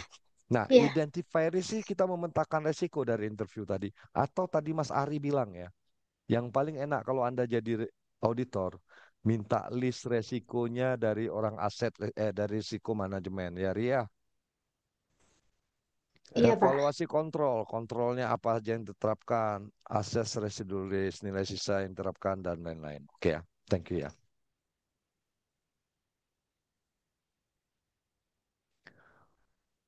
Oke, oke, saya agak bingung nih. Nah, teman-teman, risk base ini sebenarnya ya,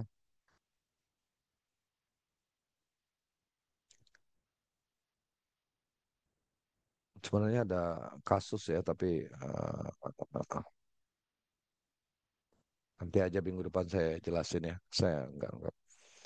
Nah, tahapan dalam audit berbasis resiko, saya izin untuk off cam bentar ya, biar saya bisa ini nulis.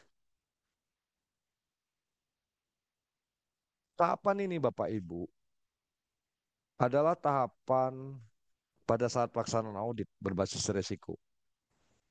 Ya, intinya itu kita sebenarnya tahapan ini teoritis ya. Kalau orang praktek tuh enaknya bicaranya adalah saya pengen tahu apa resikonya, bagaimana kontrolnya. Kalau sudah ada kontrol, bagaimana konsisten tidak melaksanakan kontrolnya? Itu loh poinnya.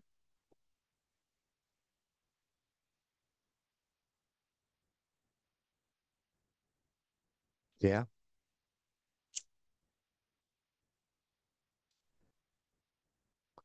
kita ke contoh kasus Bapak Ibu. Sistem procurement perusahaan procurement ini kayak beli gitu ya, vendor ya. Nah, mungkin di beberapa lembaga pakai sistem gitu ya, proc gitu ya. Digunakan untuk memilih vendor berdasarkan harga dan kinerja. Auditor internalnya menemukan bahwa 3 vendor memiliki NPWP dan rekening bank yang sama. Tiga vendor punya NPWP dan rekening yang sama. Berarti ada tiga vendor dengan sama. Sana masuk gitu ya. Bisa aja sih kalau bidangnya beda-beda, gak boleh aja ya. Investigasi menunjukkan bahwa seorang staf IT dan staf procurement bekerja sama membuat vendor fiktif. Oh, vendor fiktif. Nah, analisa awal. Nah, analisa awal inilah skeptis kita tuh.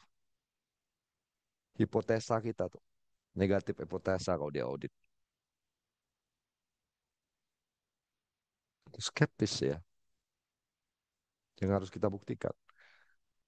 Ada resiko fraud, IT control weakness, kelemahan. Kontrolnya lemah nih. Validasi data vendornya tidak otomatis nih. Harusnya kalau misalnya NPWP sama nggak bisa diinput gitu ya. Dampaknya pembayaran ganda, kerugian finansial, dan lain-lain.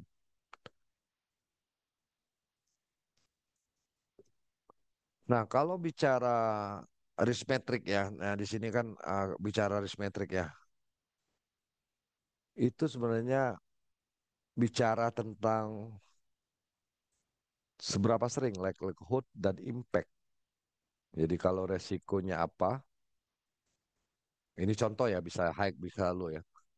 Sering high, impactnya tinggi ya ekstrim nih resikonya. Ini yang harus dilakukan nih, pembenahan resikonya. Oh, akses yang tidak sah nih. Jarang sih medium, tinggi, high juga. Berarti di audit nih log sistemnya siapa aja yang gunainnya, direview, dihapus, ya. Orang yang tidak berpengaruh langsung dihapus dari sistem. Ya tidak berpengaruh. Orang yang memiliki akses lebih, ya itu harus dikontrol. Ditarik pajak misalnya manual, ini medium ya. Harus ada compliance ya dengan sistem payroll ya. Oke. Jadi mungkin yang pertama ini ya, hari ini kita bahas tentang risk base ini ya. Tidak banyak, karena saya sebenarnya mau nanti kasih tambahan. Di ISO 27001 ini saya akan kasih checklistnya ya, jadi sekalian belajar buat teman-teman ya. Kalau di S2 ini kan konsepnya ya, bukan kayak S1 ya. Anda senang sekali sama teman-teman aktif gitu ya, berdiskusi ya. Buat teman-teman yang nggak aktif, aktiflah berdiskusi karena beda ya. Eh, Kalau S1 itu Anda menghafal gitu ya. S2 tuh gampang, lebih aktif, implementatif, beda. Kalau materi ya sebagai panduan aja, tapi lebih suka tadi ya. Oh, kasus di lapangan seperti apa dan fenomena masalah di lapangan itu apa yang seharusnya apa. Ada gap. Nah, gap itu yang harus kita bahas gitu ya. Itu nanti pada saat Anda bikin tesis itu kayak gitu tuh. Ya, bukan teori. Kalau teori Anda bisa, saya yakin di pekerjaan udah canggih, belajar juga bisa lebih cepat gitu ya. Lebih aktif. Karena itu nanti paling lambat besok Kak Usman tolong ingetin saya kasih link semua mahasiswa yang tadi saya tanya maupun yang bertanya, yang berbicara gitu ya. Silakan klaim nilai Anda. Ya, yang nggak bicara atau tidak bertanya atau tidak memberikan pendapat, ya saya percaya kedewasaan Anda untuk tidak mengeklaim. Saya serahkan kepada Anda. Oke, Siap, Pak ingetin Vero. Usman, masuk Usman besok ya. Ada lagi pertanyaan? Saya ngajarnya terlalu kaku ya? Enggak ya? Terlalu galak nggak? Enggak ya? Enggak, Pak. Enggak ya, biasa aja ya, ngobrol-ngobrol aja ya. Saya takut jadi kalau itu enggak ya. Enggak ya. Kalau agak keras ngomongnya emang kayak gini logatnya. Ya, Elita ada pertanyaan tak?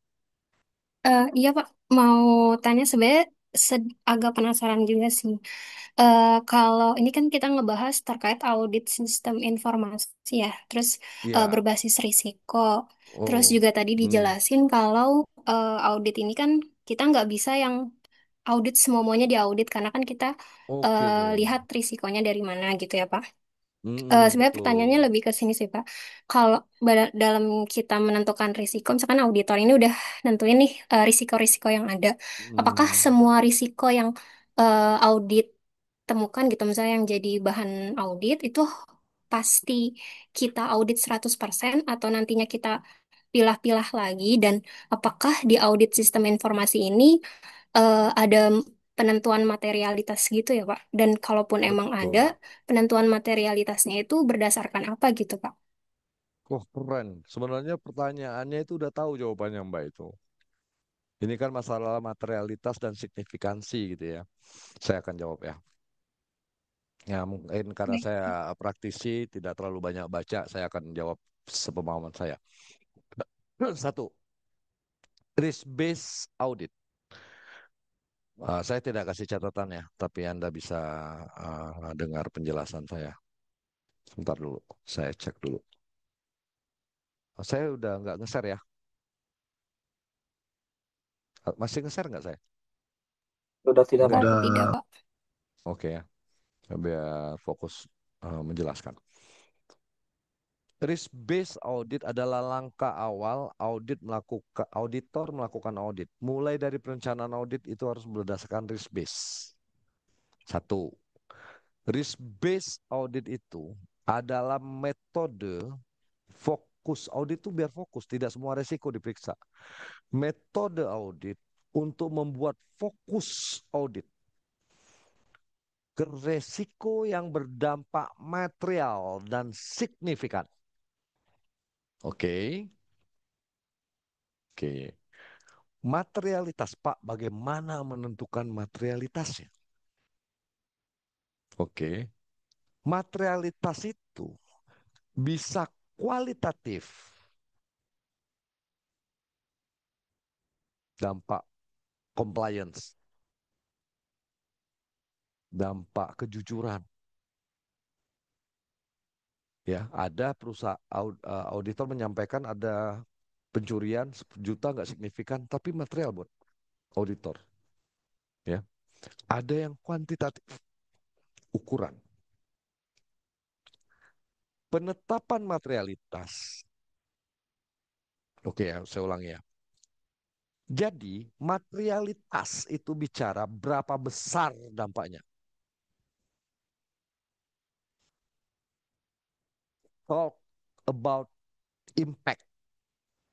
Ingat ya, dampak. Sedangkan signifikansi, seberapa penting objeknya. Dampaknya material nggak material, tapi signifikan, dia nyuri. Itu signifikan, seberapa penting objeknya. Jadi materialitas dan signifikan tidak bisa dipisahkan. Di dunia auditor, di dunia teori, kalau belajar teori, fokusnya itu kita belajar materialitas, materialitas, materialitas, pendekatan kuantitatif. Pendekatan hanya angka rupiah. Misalnya, pendekatan materialitas. X% dari aset, dari revenue, dari target budget revenue materialitasnya, dari net income materialitas. Misalnya itu kan. Bagaimana menentukannya Pak? Ada rumusannya. Dan sesuai kebijakan auditornya, tingkat materialitas. Tapi kebanyakan auditor materialitasnya, tolong koreksi sebagai auditor.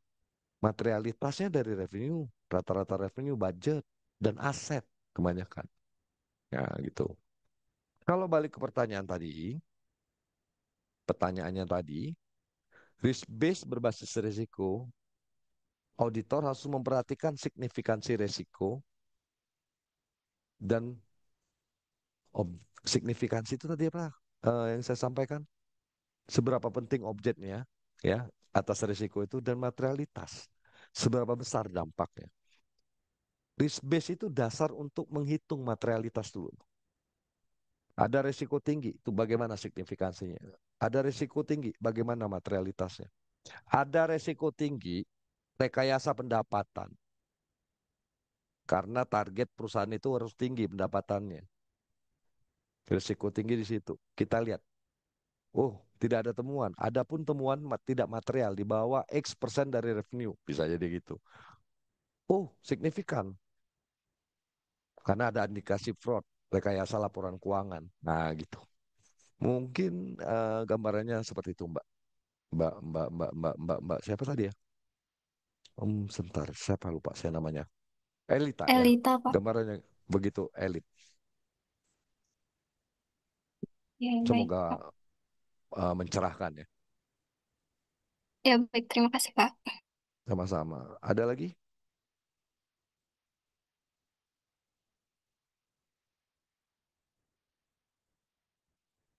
Oke. Saya rasa cukup ya kalau tidak ada pertanyaan ya. Atau ada pertanyaan, silakan. Biasanya sampai jam berapa sih? 2 jam ya Usman ya? Iya Pak, betul Pak. Cukup ya. 7, 8 ya. Cukup lah. Ada tugas nggak biasanya? Nggak usah dulu ya. Minggu ini nggak usah dulu ya. Perkenalan atau mau tugas? Nanti aja. Kita tugas 3 pertemuan, tugas kuis. 3 pertemuan, tugas kuis. Jadi, apa namanya? Finalnya Anda sudah belajar dari kuis gitu ya. Belajar ya. Ini mata kuliah audit ya. Ada syarat minimal nggak boleh C kan mata kuliah ini kan ya? Kalau nggak salah ya. Kalau nggak salah. Kalau Anda mau ngambil CPA, tapi koreksi kalau salah. Itu audit mata kuliah yang ada tulisan audit tuh nggak boleh C. Kalau mau ngambil CPA gitu. Bolehnya apa Pak? Ya selain C, D boleh berarti. Jadi ngulang jadi A atau B gitu maksudnya. Insya Allah baik semua lah. Ada pertanyaan? Siapa lagi yang belum saya panggil? Rananda ada pertanyaan Rananda? Melinda, Jam ini apa nggak ada, kabar? Pak. Oke, apa kabar Rananda? Baik, Alhamdulillah. Kamu, iya, kamu bagian kerjanya apa? Bidang kerjanya, nggak usah sebutin perusahaannya. Belum bekerja, Pak, untuk saat ini. Oke, nanti bekerja ya. Sip, sukses. Siapa lagi sekalian kenalan? Razi tadi udah belum ya? Razi belum Razi ya? Ji, apa kabar Ji? Udah, Pak, tadi. Oh iya, Ulul belum Ji. Kayaknya namanya bukan ini deh. Tadi Raj Yulul, ini Razi Ulul sama ya? Oh dihapus. Kamu Iya, pakai dua Pak. device Saya ya? pakai dua Oke. device. Oh, oke nggak apa-apa. Bapak, mohon maaf, Ama saya belum, Pak. Amaza siapa? Saya belum. Amaza. Amazia, Pak. Ya. Iya, kamu udah nyampe rumah. Sudah, Bapak, tadi lagi di jalan, mohon maaf. Barusan ini nyampe. Iya, beberapa menit yang lalu sih, Pak. Oke, ada pertanyaan nggak? Silakan. Sejauh ini tidak ada sih, Pak. Tadi sudah cukup jelas Oke. penyampaian materi dari Bapak. Oke, kalau tidak ada tolong simpulkan kuliah kita hari ini. Silakan apa? Yang jelasnya apa? Wah, saya nyesel ngomong jelas kalau kayak gitu. Jelasnya apa? Silakan. Tadi kan juga ada banyak pertanyaan dari teman-teman juga ya, Pak. Itu Iya. untuk materi poin dari yang saya dapat dari Bapak itu yang pertama ada jenis-jenis resiko ya, Pak, udah pasti. Yang pertama itu ada strategic risk, yang kedua ada operational risk, yang ketiga ada IT risk, dan yang keempat ada compliance risk. Itu Bapak. Udah fraud risk juga ya. Iya, ada fraud Sebenarnya risk satu lagi terakhir. ada resiko juga itu. Kalau di Koso itu ada resiko yang nggak saya tulis di situ, tapi nggak apa-apa. Di audit IT itu ada resiko namanya reputasi risk gitu. Kasih risk. Reputation. Tapi itu masuk di compliance risk. Baik, Pak. Oke, nah kayaknya gini ya. Ada 2 PR saya Kak Usman. Satu, ingetin Kak, tapi ngingetin jangan malam ini. Kan baru selesai kuliahnya. Nanti ngingetinnya 2 hari atau 3 hari sebelum kuliah. Satu, yang link untuk Anda nilai sendiri ya, keaktifan Anda ya. Anda ngomong, bertanya, atau menjawab, silakan nilai keaktifan Anda. Jadi itu jadi ya, dasar saya juga untuk nginget dan bagaimana Anda menilai keaktifan Anda sendiri dan absen juga ya. Nanti absensi juga dari Kak Usman ya. Itu linknya ya besok ya Man ya. Kak Usman. Yang Iya. kedua tolong ingetin saya juga. Saya akan bikin checklist audit IT berdasarkan ISO 27. Saya akan kasih. Jadi checklist audit ISO 27 Usman. Jadi contoh doang. Contoh. Oh gini loh auditnya gini gitu. Nah saya ada checklistnya. Buat belajar ya. Bukan belajar sih. Buat pandangan doang gitu. Kalau accounting Jadi auditor audit IT itu bisa kok. Saya bisa. Karena kita ngerti uang gitu, ngerti resiko, nilai. Ngerti ya Kak Usman? Siapa? Oke. Ada lagi pertanyaan? Baik, kalau kayak gitu, jika tidak ada pertanyaan, mohon maaf jika ada yang tidak berkenan. Eh, Terima kasih udah berkenalan juga. Semoga diskusinya semakin baik dan bermanfaat untuk kita. Doa terbaik untuk kita semua ya. Selamat malam. Assalamualaikum warahmatullahi wabarakatuh. Waalaikumsalam Waalaikumsalam warahmatullahi warahmatullahi wabarakatuh. Makasih wabarakatuh. Terima Pak. kasih, Terima Pak. kasih, Pak.